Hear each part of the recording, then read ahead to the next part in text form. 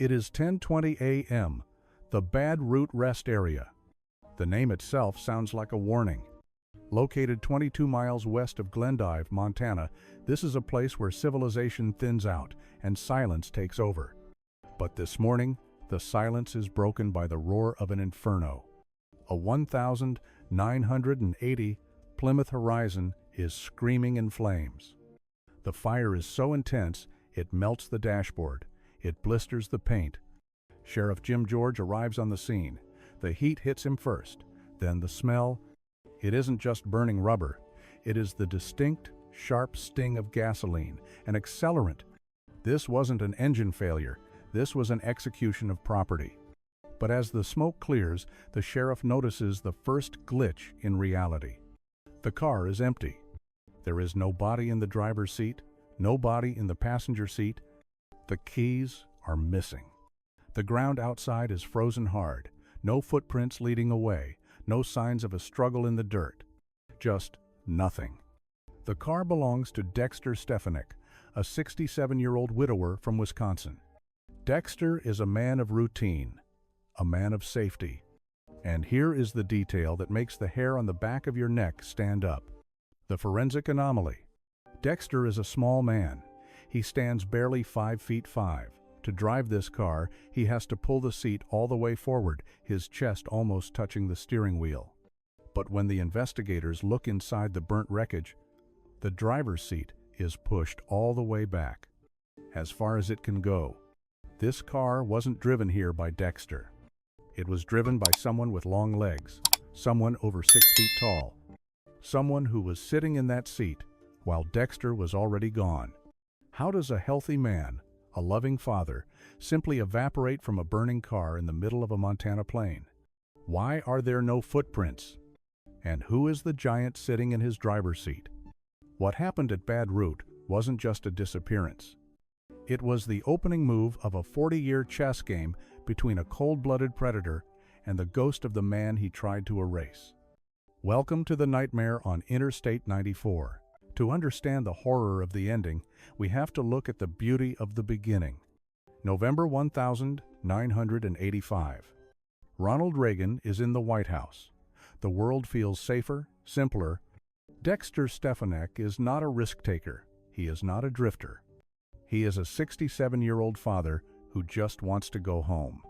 Dexter has just spent a wonderful visit with his son in Corbett, Oregon. The visit is full of laughter. It's full of plans. Dexter isn't a man running away from his life.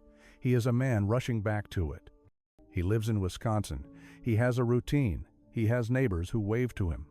When he says goodbye to his son on the morning of November 18th, there is no ominous music playing. Just a hug, a wave, and a promise. "I'll take it easy," he tells his son. "If I get tired, I'll just pull over at a rest stop and sleep in the car." It is a practical decision. Dexter is frugal. Why pay for a motel when he has a perfectly good car? In 1985, this is normal. It is the false safety of the era. We didn't know then what we know now about the monsters that patrol the highways. Let's start the clock. November 18th. Dexter drives east. The miles roll by. Idaho, the mountains. He is making good time. The sun sets. The moon rises. He keeps driving. He is pushing himself. He wants to be home. By the morning of November 19th, he crosses into Montana. He has been on the road for nearly 24 hours. Fatigue is a strange drug. It makes you vulnerable. It narrows your vision. Around 8 a.m., Dexter approaches Bad Route Rest Area. It's not a destination. It's just a pause. A place to close his eyes for an hour. He pulls the Plymouth Horizon into the parking lot. The gravel crunches under his tires. The engine cuts off. Silence returns to the plains. He leans his seat back, but not all the way. Remember, he's short. He just needs a nap. He feels safe. He doesn't know that he has just parked in a hunting ground. He doesn't know that in less than 2 hours, his car will be an inferno, and he will be the subject of a file on a detective's desk that won't be closed for 4 decades. Because Dexter isn't alone at Bad Route. Another vehicle is there. Or, perhaps, it arrives just moments later. A Chevy pickup truck, white, with a green stripe. And inside is a man who has been waiting for someone exactly like Dexter. The timeline of a murder is usually a straight line, point A to point B. But at Bad Root, the timeline is broken. It fractures. Enter Fred Siegel. He's the caretaker for the rest area. A man who knows the rhythm of this lonely place better than anyone. At 8:30 a.m., Siegel arrives to clean the bathrooms. He sees something. A white Chevy pickup. It has a distinct green stripe running down the side and a camper shell, a topper on the back. It sits there like a sentinel, silent, watchful. Siegel doesn't think much of it. Travelers stop, travelers sleep. It is the law of the road. But at 9:30 a.m., when Siegel finishes his work and prepares to leave, the reality shifts. Siegel looks in his mirror. He sees the Plymouth Horizon Dexter's car. He claims he sees it just pulling in. But in the same breath, he sees a man walking away from it, carrying a gas can. Pause for a second. Let your brain try to process that. If Dexter just pulled in, how is there already a man walking away from his car with gasoline? Unless Dexter didn't drive the car in. Unless the car was already commandeered. This is the bizarre anomaly that keeps detectives awake at night. Siegel describes the man with the gas can. He isn't Dexter. He is taller, he wears a ball cap, he moves with purpose. He isn't filling the tank to help a stranded motorist. He is carrying the fuel for a cremation.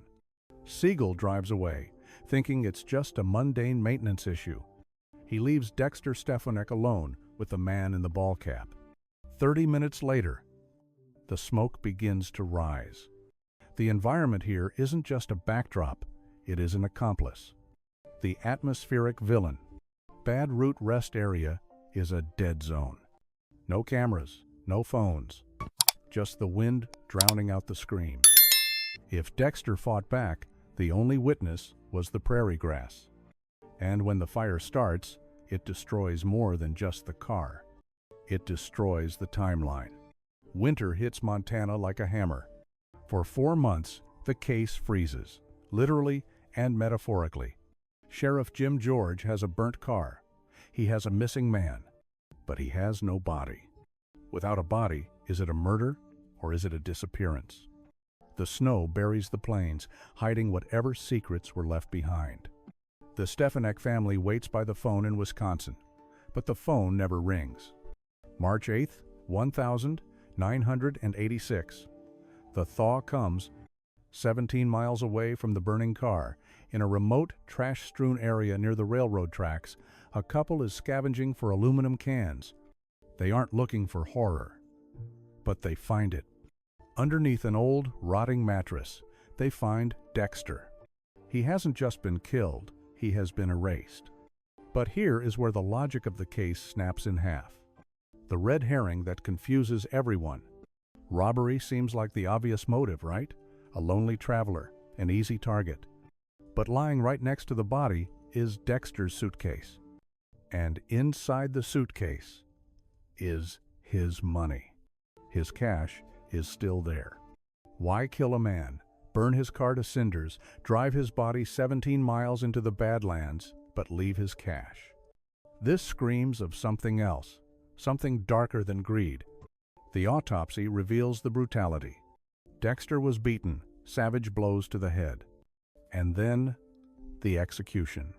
2 shots to the back of the head, a double tap. This is professional. This is cold. This is overkill. And then, the final piece of the puzzle, or perhaps the ultimate distraction. Back at the rest area, inside the men's bathroom, investigators find a message scrawled on the wall. Graffiti. Hot Jock, Wisconsin, 11/85, shot wad. It reads like a tombstone. Wisconsin, Dexter's home, 11/85. The date of his death, Hot Jock. Slang? A taunt? A sexual reference? Is the killer bragging? Is he playing a game with the police? Or is he leading them down a rabbit hole, forcing them to look at a sexual motive that never existed? The police are frustrated. The investigation frustration sets in. They have a body. They have a burnt car. They have a cryptic message on a bathroom wall. But they have no fingerprints, no DNA, no face. Just a ghost in a white Chevy pickup who lit a match and watched the world burn. The case of Dexter Stefonek doesn't just go cold. It freezes solid. For nearly 40 years, the file sits in a box. Sheriffs retire. New sheriffs are elected. The world moves on. The Berlin Wall falls. The internet is born. We carry supercomputers in our pockets. But in Dawson County, Montana, the ghost of the white Chevy pickup still haunts the highway. Here is the investigation frustration that makes you want to scream. Science advances. DNA technology becomes the god of modern forensics. Investigators go back to the vault. They want to test Dexter's clothes. Touch DNA could be on his collar, on his shirt. If the killer grabbed him, he left his genetic fingerprint. But when they open the archives, the clothes are gone. Lost, misplaced, destroyed in a cleanup. The incompetence of the past assassinates the justice of the future. The micro-hook here is devastating. We had the technology to catch him, but we lost the map to find him. But monsters like this, they don't just disappear, they migrate. While Dexter's file gathers dust, the man in the white truck is still out there. He is living his life. Maybe he's a neighbor, maybe he's a grandfather. He thinks he got away with it. He thinks the fire at Bad Root burned away his sins. But he forgot one thing. The past is never dead. It's not even past. And in 2024, the timeline is about to catch up with him. January 19th, 2024, the bombshell drops. The Dawson County Sheriff's Office finally puts a name to the ghost. Charles Gary Sullivan. He isn't a mastermind. He isn't a phantom. He is a career criminal, a drifter, a predator. And when you look at his file, the pieces of the puzzle don't just fit, they slam together. Remember the glitch with the car? The white Chevy pickup with the green stripe? Records from 1985 show Sullivan owned that exact truck, not a similar truck. That truck. Remember the location? Sullivan was a miner, a transient worker. He traveled Interstate 94 constantly. Bad Root wasn't a random stop for him. It was part of his territory. And remember the tall man in the driver's seat? Sullivan stands over 6 feet tall. He fits the anthropometric profile perfectly. But the darkest proof isn't in Montana, it's in Nevada. In 1979, Sullivan murdered a young woman named Julia Woodward. He left her body in a desolate canyon, just like Dexter. He buried her under debris, just like Dexter. He was a sexual predator who hunted the lonely highways of the West. Technology finally linked him to Julia's murder in 2019, and that thread unraveled the whole sweater. So, justice is served, right? Not quite. Here is the twist that leaves a bitter taste in your mouth. Sullivan is 79 years old. He is already serving time in Nevada. He is dying. The prosecutors look at the case. The lost clothes, the lack of direct DNA in the Montana case. They decide not to prosecute. They close the file. They name him as the killer. But there will be no trial, no gavel. Dexter Stefonek gets the truth, but he doesn't get his day in court. But knowing who did it is only half the story. The question that still haunts us is why? Why did a meeting at a rest stop turn into an execution? What happened in those missing minutes before the fire? To understand that, we have to enter the mind of the killer. We have to look at the theory triangle. We know who drove the white truck, but we need to understand the collision of these two lives. Let's climb the triangle of theories, moving from the logical to the absolute nightmare. Level 1. The robbery gone wrong. This is the scientific explanation. Sullivan is a predator. He sees a lone car. He sees an old man sleeping. He approaches with a gun, demanding the keys and the wallet. Dexter, startled and groggy, maybe tries to resist, or maybe he just moves too slow. Sullivan panics or flies into a rage and kills him. It makes sense. It fits the profile of a highway bandit. But here is the detective rebuttal. If it was a robbery, why is the money still in the suitcase? Why burn the car, drawing massive attention, but leave the cash? Criminals don't kill for sport. They kill for profit. Unless profit wasn't the currency he was after. Level 2. The sexual motive. This theory dives into the subculture of the 1,980 seconds rest stops. Hot Jock, shot wad, the location. Did Sullivan approach Dexter for sex? Did he mistake Dexter for someone else? Or was Sullivan a gay basher, a predator who specifically targeted men at rest stops to punish them for their perceived sins? It explains the rage. It explains the overkill nature of the beating. But the rebuttal is swift. There is zero evidence in Dexter's 67 years of life to suggest he was gay or seeking a partner. He was a father, a grandfather, a man rushing home to his routine. The graffiti wasn't a confession of a relationship. It was a brand. It was Sullivan projecting his own twisted fantasies onto his victim. It was a final insult. And that brings us to level 3, the darkest theory. This wasn't about money, and it wasn't about sex in the normal sense. It was about the hunt. Sullivan didn't kill Dexter because he had to. He killed him because he could. He saw a vulnerable life, and he decided to snuff it out. The burning of the car? That wasn't just to hide evidence. That was a spectacle. The graffiti?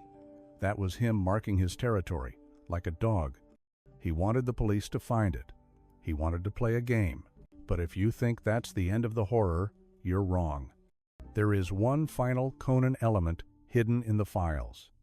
One detail that turns this from a murder case into a psychological horror story. The suitcase. Dexter went missing in November. His body was found in March. 4 months later, the body was decomposed. The elements had done their work. But the suitcase found next to him? The forensic report notes something chilling. The suitcase was in good condition. It hadn't been sitting in the snow and mud for 4 months. If it had, the leather would be ruined, the contents destroyed by moisture. But it wasn't. This implies the impossible. The suitcase wasn't left there on the night of the murder. It was placed there days before the body was found. Do you understand what that means? Sullivan didn't just kill Dexter and leave. He kept the suitcase. He took it with him, a trophy, a souvenir. Maybe he drove around with it in his truck for 4 months. Maybe he kept it in his room. And then, months later, he came back. He returned to the scene of the crime. He walked back to the rotting body of his victim, and he placed the suitcase next to him, like returning a library book. Why? To relive the moment? To see his handiwork one last time? Or did he know the police were getting cold, and he wanted to give them a clue to heat things up again? This is the last lingering clue that proves Sullivan wasn't just a drifter. He was a monster who couldn't let go of his kill. We talk about forensics, we talk about timelines, we talk about monsters, but we forget the silence that follows. For 40 years, the Stefonek family lived in that silence. Dexter's son in Oregon said goodbye to his father on a crisp November morning, expecting a call the next day. That call never came. Instead, they got 4 months of agonizing hope, followed by a lifetime of agonizing questions. Think about the emotional echo. Every Thanksgiving, every Christmas, every birthday, there was always an empty chair. They grew older. They had children of their own. The world changed. But Dexter remained frozen in 1985. A man stopped in time on a lonely highway. They knew what happened, but for decades, they didn't know who. They had to walk through grocery stores, wondering if the man standing next to them in the checkout line was the one who lit the match. And this brings us to you. The call to detective. Charles Gary Sullivan has been named. The file is officially closed. But is it solved? There are still gaps in the timeline. Those missing hours, the returned suitcase. Do you believe the robbery theory Or do you think the hot Jock graffiti reveals a darker, more personal motive? Was Sullivan hunting that day? Or was it a chance encounter that exploded into violence? Go down to the comments. Tell me your theory. Because sometimes the collective mind sees things that detectives miss. Let's keep Dexter's story alive, even if the law has put it to rest. In the end, the case of Dexter Stefonek teaches us a brutal lesson about the American West. We build highways to connect us, to bring us home, but those same ribbons of asphalt also connect the predators to their prey. Charles Gary Sullivan will likely die in a prison cell in Nevada, miles away from the frozen ground of Montana. He will take his final secrets to the grave. He will never stand trial for Dexter. There will be no judge, no jury, no verdict. But there is a different kind of justice, the justice of memory. We know his name, we know his face, and we know what he did. The fire at Bad Root was meant to erase Dexter Stefonek, to turn him into ash and mystery. But it failed. 40 years later, we are still talking about him. We are still searching for him. Some people disappear and leave a void. Others disappear and leave a shadow that stretches across decades. So the next time you are driving alone at night and you see the lights of a rest area flickering in the distance, don't just look at the safety, look at the shadows. Because on the highway, you are never truly alone. And the road never forgets.